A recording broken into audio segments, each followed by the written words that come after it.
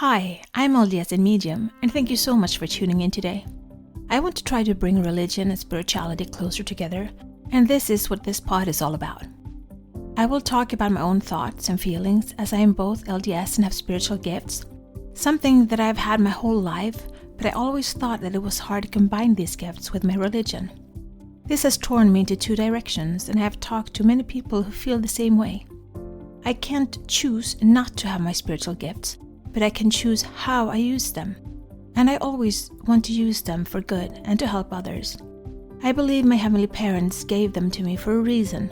So, this is me. Join my quest for knowledge.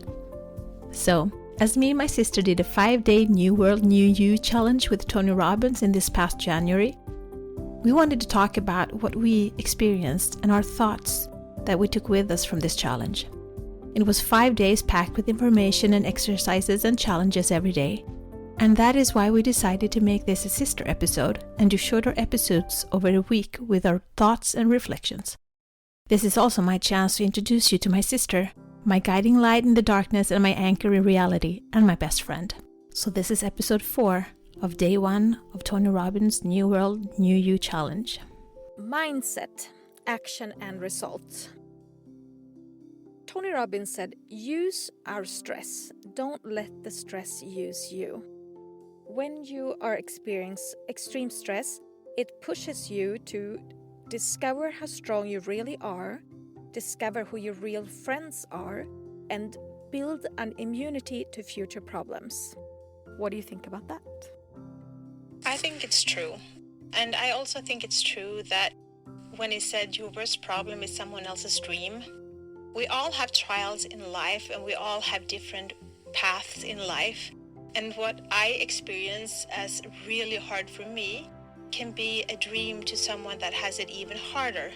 So I think it's important to understand that my path is my path and what is hard for me is hard for me, and not to judge each other on this, because we don't see the whole picture. We can only see what is shown to us, but we don't see the whole picture. We really shouldn't judge anybody at all. Don't judge anybody until you walked a mile in their shoes. Yes. You don't know what they're going through. You don't know what they've gone through in the past. You don't know why they are the way they are or react the way they do. So we have a saying in Swedish, mind your own problems, basically. Okay, mindset, action and results. Tony Robbins was talking about, they've asked people, what would make you the happiest? Most people say, win the lottery. Yeah. And what is the worst thing that could happen to you? And they say, become quadriplegic. Did I say it right? Yeah. Okay, so basically it's when you cannot walk or you're in a wheelchair. What they saw is that 3 years after the experience, they were at the same level of happiness as before it happened. Yeah. So the ones that won the lottery, they were back to the same state after 3 years. Yeah. And even the quadriplegic ones were also back to the same state as 3 years after maybe the accident or what made them become quadriplegic. Yeah. Well, I think what he said was, he asked us, who do you think would be the most happy after 3 years? Because winning the lottery, we all know that most of the people who win the lottery, they end up exactly where they were after 3 years. They have wasted all their money because their mindset is that if I'm an A-type person and I win the lottery and woo, I get so much money, but I'm still the A-type person and I like living on the salary that I have, then I will waste all the money to be able to be comfortable with what I know. And that is living with the salary that I have. And so in order for me to really enjoy the money, I need to change my mindset. And I need to find ways to evolve the thoughts that I have about me and my money. And not be content with living on the salary that I have. But maybe I want to invest in stocks and learn more about stocks. But that requires me to actually learn about stocks and getting out of my comfort zone of what I'm used to. And so most people don't do that. Most people, they just burn the money on stuff and then they're back right where they started. And so I think that's what he talked about, mindset, that no matter what you do or the circumstances you end up in, if you don't change your mindset, you'll be right back where you start. Yeah. He's talked about being in a room with 68 degrees Fahrenheit, and then you cool it down and it gets cold, but the heater turns on because you want 68 degrees Fahrenheit. And if it gets warmer, then the air conditioning starts kicking in because you want 68 degrees Fahrenheit. But in life, in order for us to grow, then maybe I'd like 70 degrees Fahrenheit. Let's kill the AC and just live with it. Or I want it cooler. But in order for that to happen, I need to change the stories I tell myself so that I change my reality, so that I can expand myself and start working from that position and not go back to the 68 degrees Fahrenheit, which is my comfort zone and where I've been my whole life. But that's not maybe where I want to be. Yeah. So he was talking about the breakthrough, and it's the moment in time when everything changes. Where the impossible becomes possible. You can change everything in seconds. Yeah, and you can do something. Yeah. And all you need is 5 seconds of courage to change your whole life. Yeah. Have you had those 5 seconds of courage? I'm not a courageous person in a lot of ways. But I tried at work not to be quiet if I feel that someone been unjust to me, but instead voicing my opinion. And I saw this TEDx talk that talks about the 5-second rule. And so I 5, 4, 3, 2, 1, let's spit it out. So I think about that and I try not to be quiet. I don't always succeed, but I'm working on it and I'm very aware of it. Yeah. So something triggered you when you got a breakthrough. So think about a breakthrough in your life, and then you think about what way did you have a breakthrough and what was the moment that changed it all. And usually you will think about that pretty easily. You will know what moment it was that changed it all. What made it possible for that change to last? Was it a new belief, strategy, or insight that you had? And how is your life better? So for me, in my divorce, being raised that families should be forever, and I was under the impressions that I really need to suffer through this, Yeah. He wasn't being kind to me, and I was putting up with too much. I was putting up with more than I really needed to. So my breakthrough would have been when I didn't go back to my ex after he came and said, you know what, let's try again for the kids. And what was my breakthrough? Well, it was that I realized that I should actually be the most important person for him in this relationship, not the children, because we were obviously not getting along. And he also did not have any intention of getting along with me. He showed that pretty clearly in the last years of our marriage. Yeah. And so my insight was, before it had been that we need to stay together for the kids. That's kind of what I was thinking. And then it changed to, we need to be apart for the kids, because I need to be able to show them that there are other ways for men to behave, that I don't put up with this behavior anymore, and there are other people that are actually better. I wanted to show them a positive role model, actually. And so I would say that it was my new insight, and my life actually got better because I put more value in myself. I was worth a lot more than I had been giving myself credit for. Do you have a breakthrough? Well, if you listen to what you said in the beginning, you said I should be the most important person in his life, not the kids. But you know what? You should be the most important person in your own life. And he should be the most important person in his life. And together, if you're both whole, you should be the best team there could be. And so I had a real hard time with this question because I don't know if I have had any breakthroughs. What was important, but I think for me it was finding my voice again. A breakthrough is I don't care if other people likes my voice when I sing. I love to sing, and that was a huge thing for me because I've always been worried about what people say and how will they think and how will they react.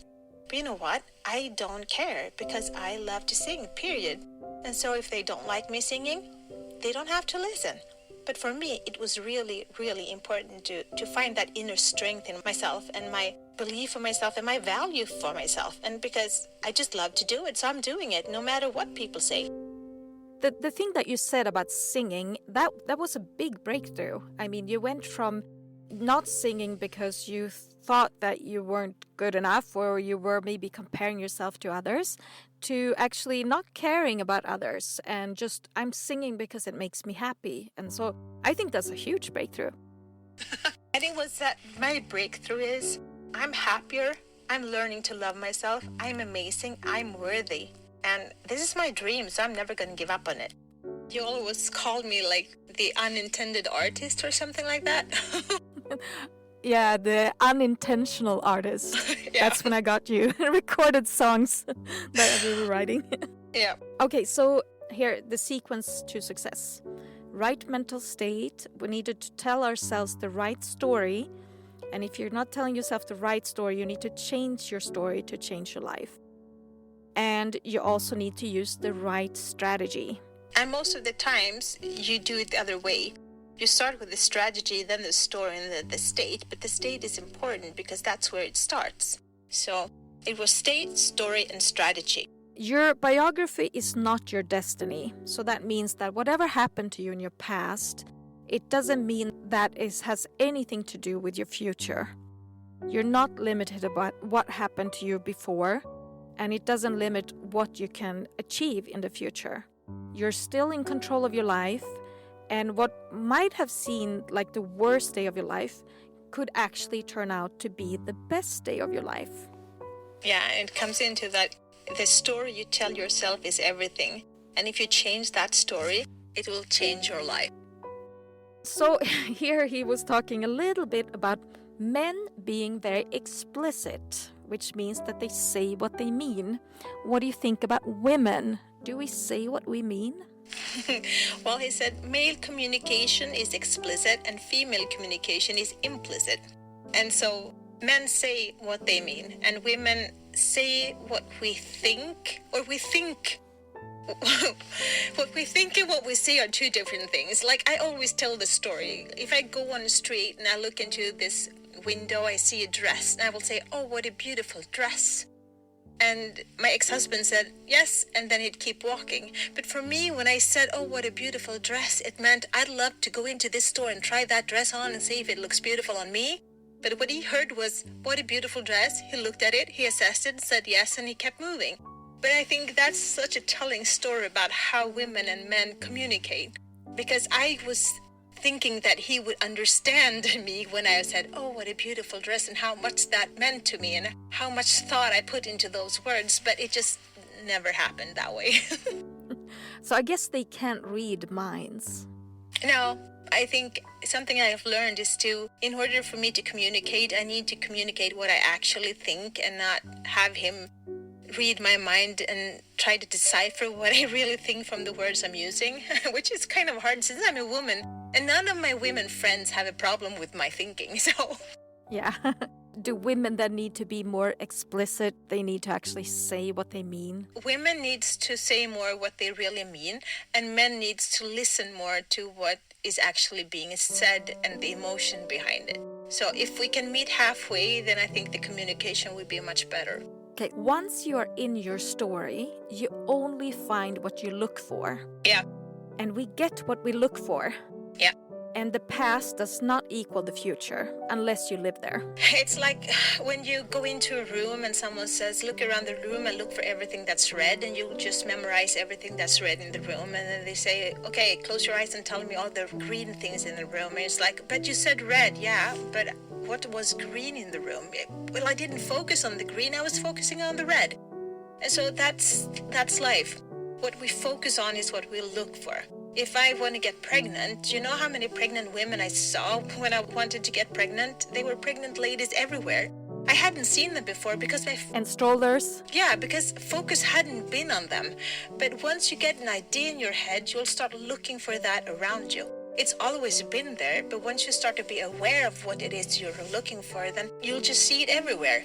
Whether it's dogs or squirrels or whatever. If you start to think about it, you'll see it. How about this? Try is when you don't think you're gonna succeed. So talking about language, do you use the word try a lot? Yes, I do, which is probably why why a lot of my things are still a dream phase. And it's kind of like when the kids come and ask you something and you say, maybe, what does that really mean? It means I really don't want to do this, but I'll say maybe just to get you off my case right now. Yeah, or it's a no also. Can I get this? Maybe. Yeah. Because we don't really want to say no. In 10 years' time. Okay, so try. Is that a word that maybe we can like start taking out of our vocabulary? I'll try to do that. I will really try to do that. We'll try to do that. Let's try to get try out of our vocabulary. Okay, I'll do it. Yes, I'll do it too. That was all for today's episode. Tomorrow we will release a new episode, so please stay tuned in. Also write in the comments what your thoughts are. This is my journey. Thank you so much for keeping me company today. Please download, like, share and subscribe and help spread the light and spread the word to expand our community. Let's bring more love, peace and unity to this world. Take care of yourself and your loved ones. Always be grateful, kind and loving. Be brave and remember to step out of your comfort zone and smile. If you support us on Patreon, you will get access to our meditations and extra materials so you can download them as MP3. Also, we now have a Facebook group, which you can access from our Facebook community. Please answer the questions as you apply to participate. It will be a safe haven where we can keep discussing religion and spirituality, our spiritual gifts and self-development. Remember, one person can make a difference, but together we can change the world.